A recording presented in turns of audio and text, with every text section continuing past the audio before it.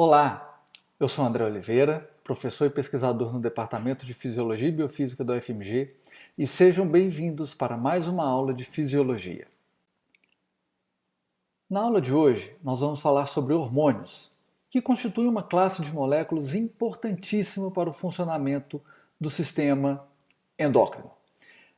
Na aula passada, se você se lembra, eu te contei sobre um experimento conduzido por Charles Séquard, que eu chamei de uma maneira muito tosca de a bomba que deu errado. Se você não se lembra desse experimento ou não assistiu à aula anterior, a aula 1 do módulo de sistema endócrino, eu recomendo que você assista aquela aula. Eu vou deixar o link na descrição desse vídeo, tá? Para você ir lá de uma maneira mais fácil. Mas bom, o Charles Séquard ele estava em busca de um elixir da juventude. Ele queria uma emulsão, uma substância que ele pudesse usar para readquirir o seu vigor físico perdido pelo avançar da sua idade, né?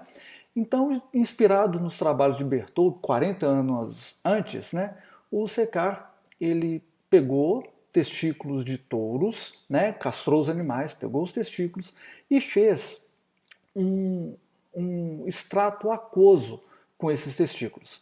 Pegou esse extrato e injetou nele mesmo. Ele relatou de fato que ele percebeu uma mudança positiva no seu vigor e apetite sexual.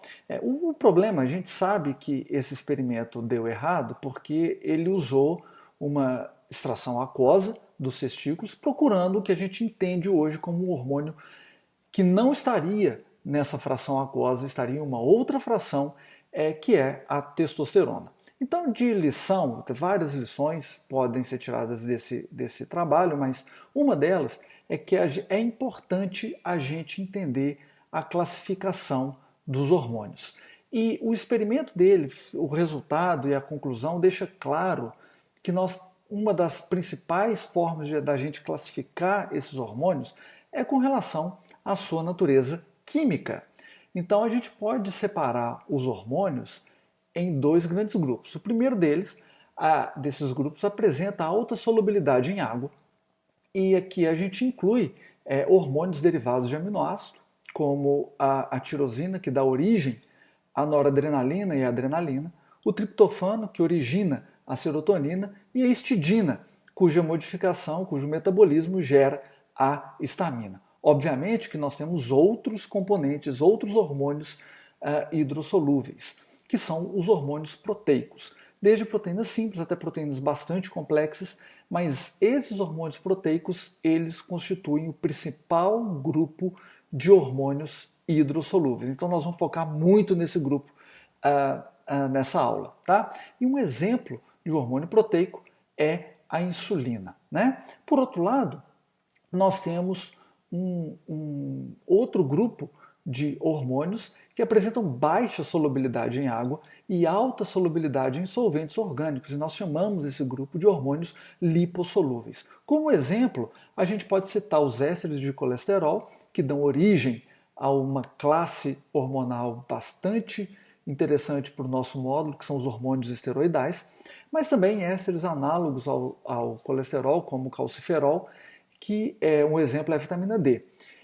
Dentre essa classe de hormônios solúveis, nós encontramos também hormônios derivados de ácidos graxos, como a prostaglandina, mas nós temos também outros lipídios ou modificações, né, hormônios resultados de modificações que alteram a solubilidade em água desses hormônios. Então, são duas classes distintas, mas bastante importantes. O Séquard estava querendo um hormônio, que é a testosterona, que está na fração lipossolúvel, mas ele fez um extrato aquoso, então por isso que ele não encontrou esse hormônio e relatou, na verdade, como eu disse, um efeito placebo. Tá?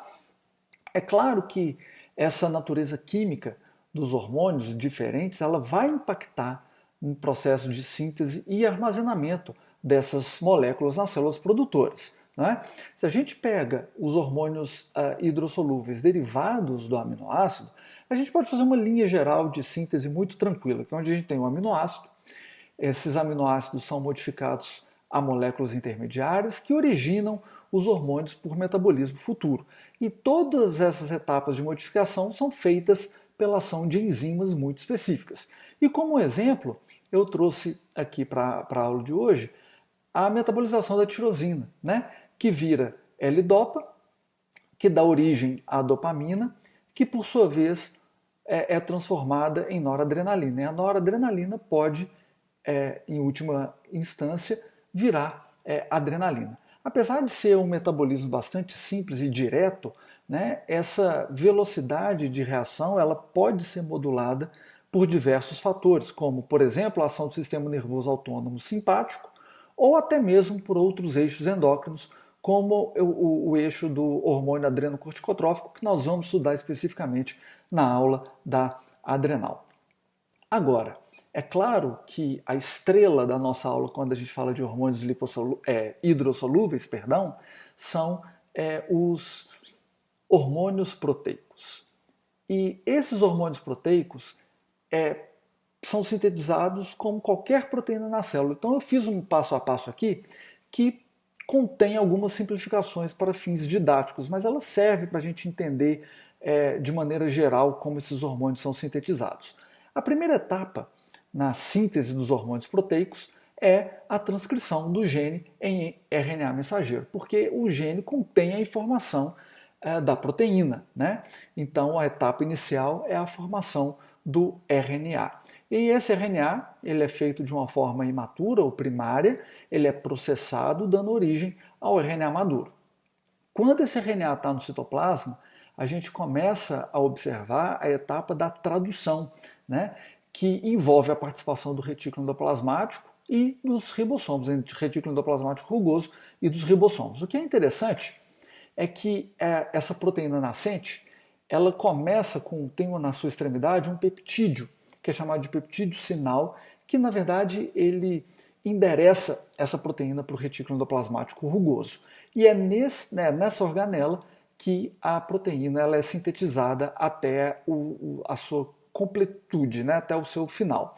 E aqui a gente tem a origem de uma molécula que a gente chama de pré-pró-hormônio. E note que ela tem ainda esse peptídeo sinal. A primeira modificação pós-traducional acontece ainda nas cisternas do retículo endoplasmático rugoso, quando a gente tem a clivagem, né, desse peptídeo sinal da sequência do pré-pró-hormônio, dando origem ao que nós conhecemos como um pró-hormônio. Essa molécula não tem efeito biológico, mas é importante, essa modificação ela é muito importante para a síntese do hormônio proteico. Tá?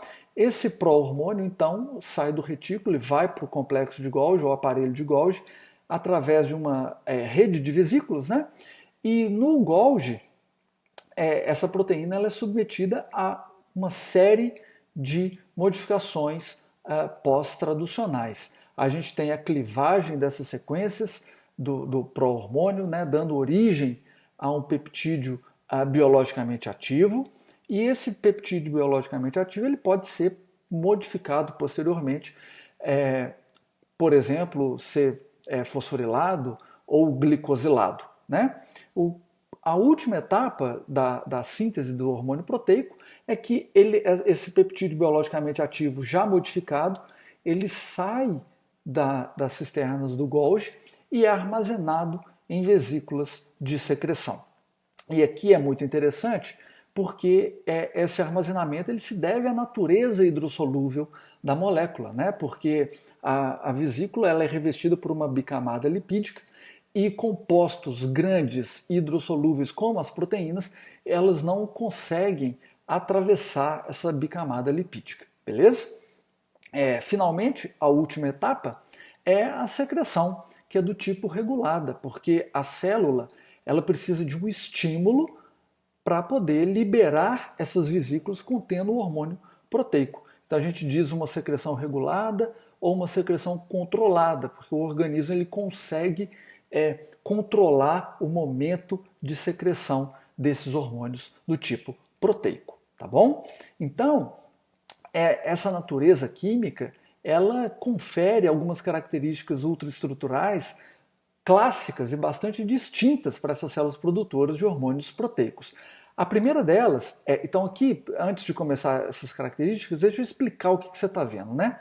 Então você está vendo uma foto pequenininha aqui em cima, em que a gente está vendo, está colorida artificialmente, e está mostrando para a gente as duas células que nós estamos vendo em maior detalhe na imagem à sua direita. Tá? Então, a primeira característica dessas células é a presença de grânulos eletron-densos, que na verdade são os grânulos de secreção contendo esse hormônio proteico. Está apontado pela seta preta. Como é um hormônio proteico e precisa de toda aquela maquinaria celular para a proteína ser sintetizada, essa célula apresenta um rico retículo endoplasmático rugoso apontado por essa seta azul clara. Uma característica interessante também é a presença de mitocôndrias, já que esses processos eles gastam energia, né? Agora, veja o núcleo dessa célula, que legal. Ele é um núcleo vesiculoso. E a gente chama núcleo vesiculoso quando a cromatina está nesse estado eucromático, né? Ela está completamente acessível para a maquinaria transcricional dessas células, porque ela precisa de sintetizar a proteína numa escala bastante grande.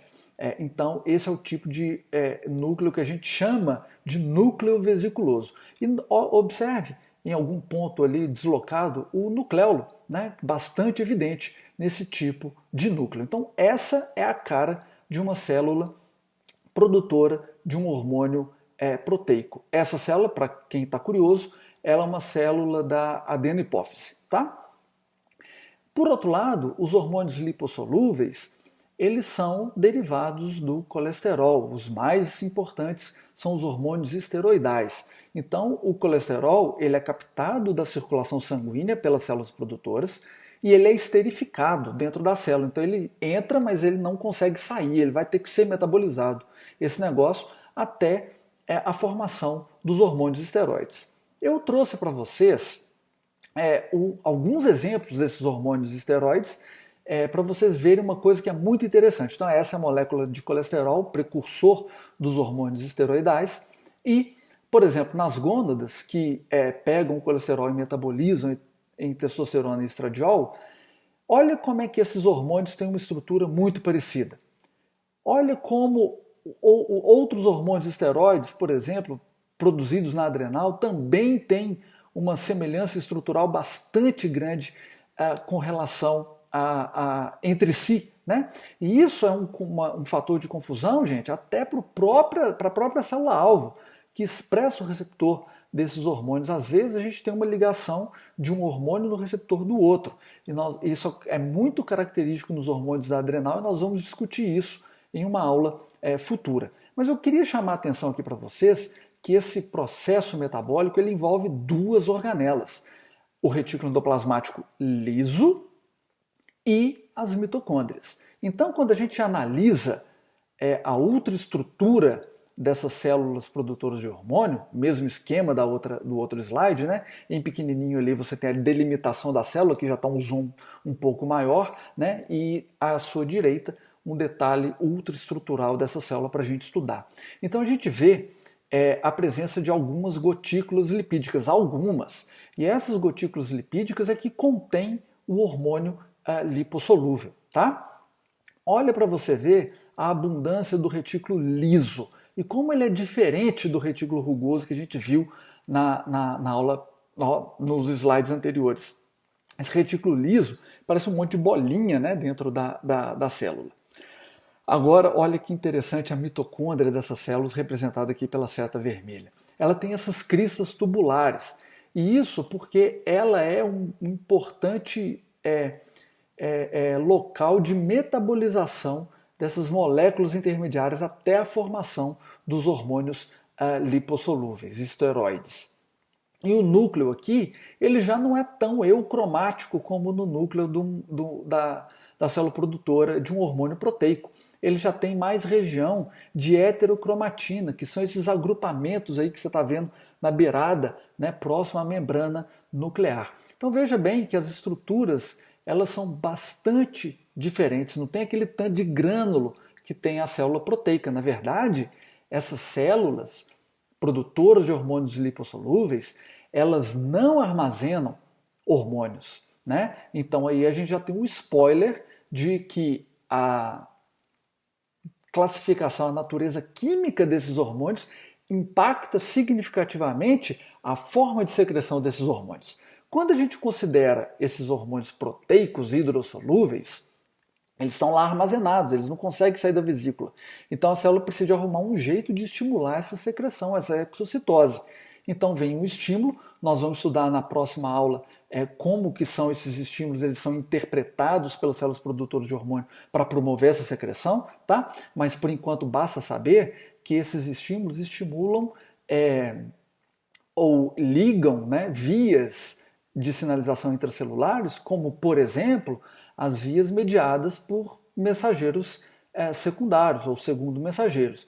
Esses segundos mensageiros promovem a liberação de cálcio dos estoques intracelulares, por exemplo, retículo endoplasmático, e esse cálcio promove a exocitose dessas vesículas contendo os hormônios proteicos. Eu vou contar um caso aqui, um parêntese para você dar uma relaxada.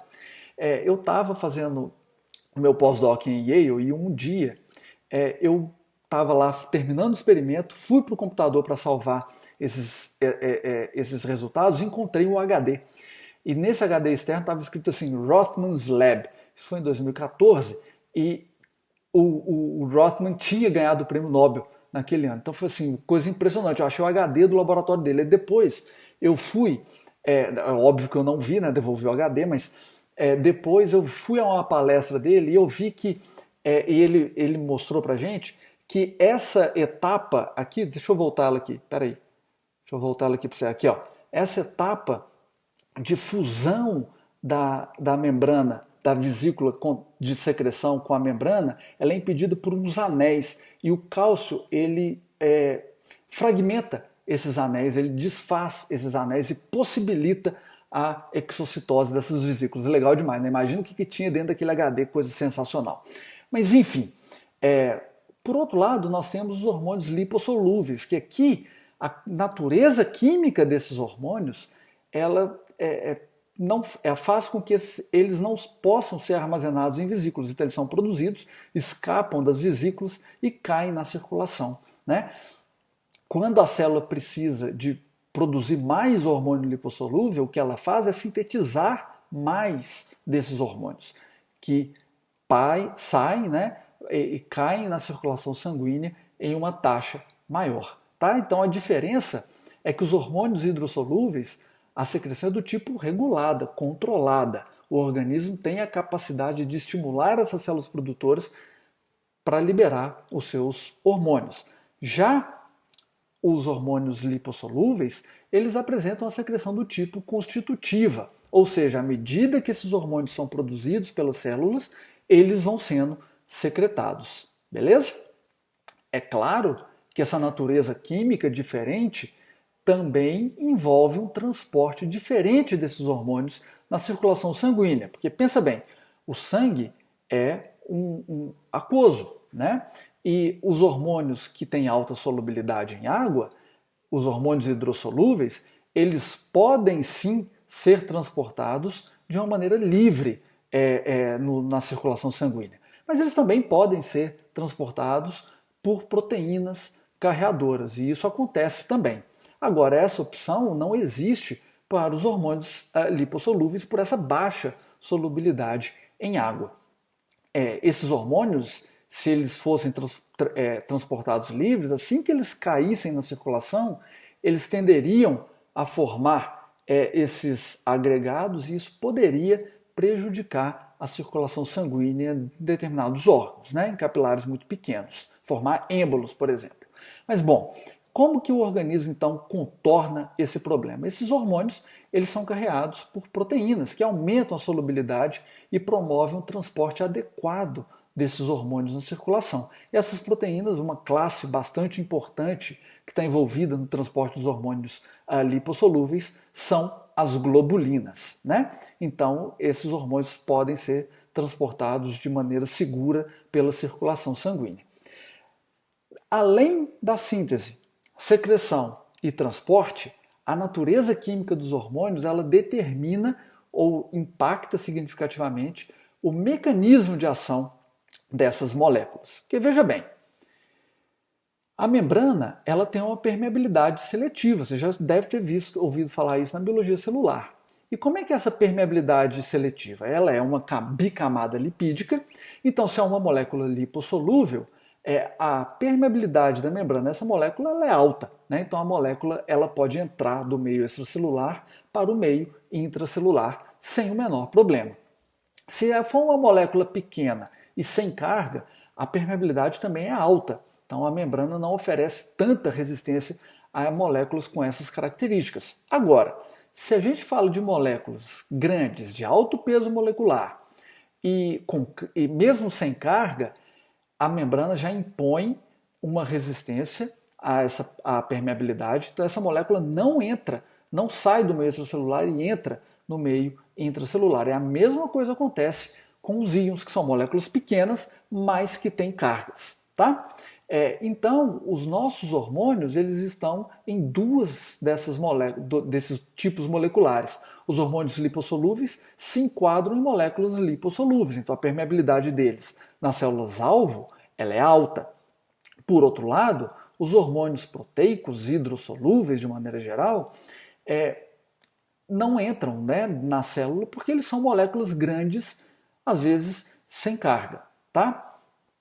Então, como é que esses hormônios desempenham sua função biológica? A gente precisa de ter na membrana da célula-alvo proteínas que funcionam como mediadores do meio extracelular para o meio intracelular. E essas proteínas são chamadas receptoras.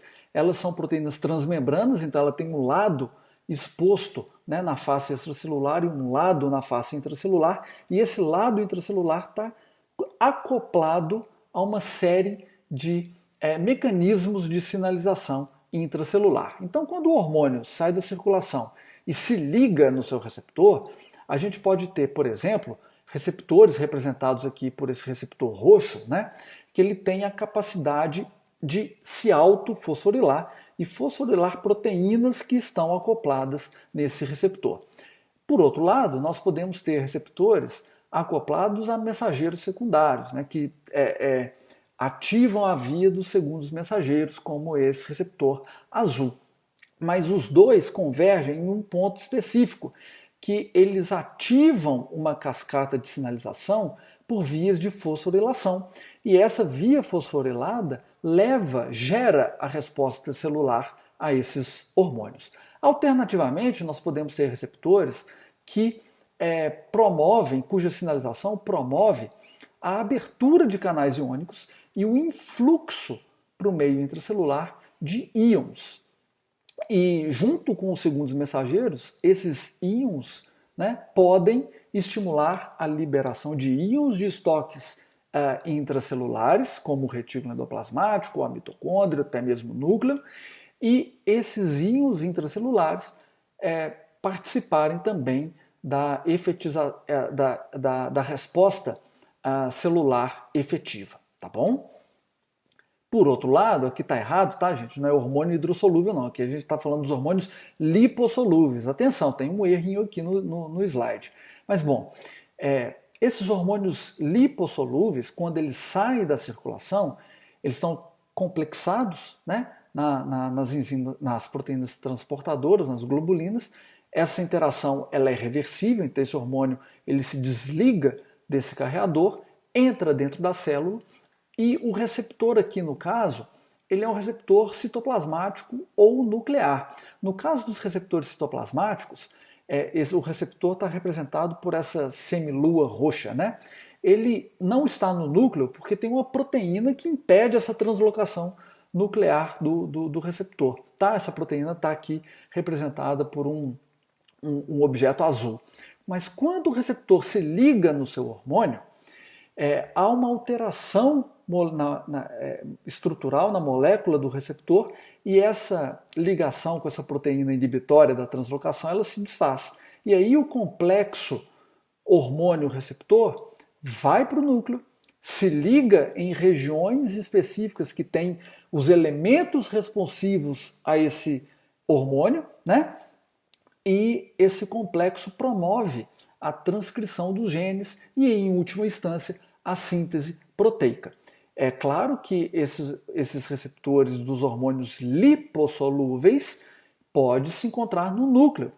E, nesse caso, o hormônio vai até o núcleo, se liga nos seus receptores, onde eles também funcionam como fator de transcrição, promovendo a síntese de novas proteínas. Então, de maneira geral, nós temos como um resumo que os hormônios hidrossolúveis atuam via receptores de membrana, né, que são proteínas transmembranas que levam a informação do meio extracelular para o meio intracelular.